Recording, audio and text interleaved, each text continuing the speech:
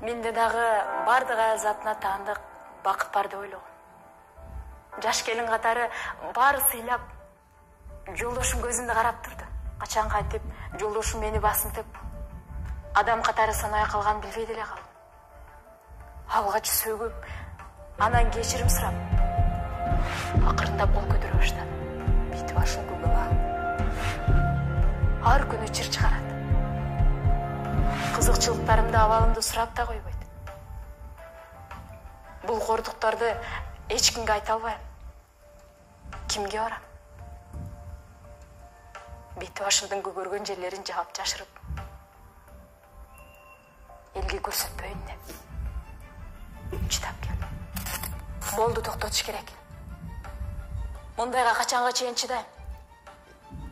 Зомбулукту качанга чейин боек менен жаап жашырам? Коомго айтып чыгыш керек. Ичимде качанга чейин сактайм? Качанга чейин?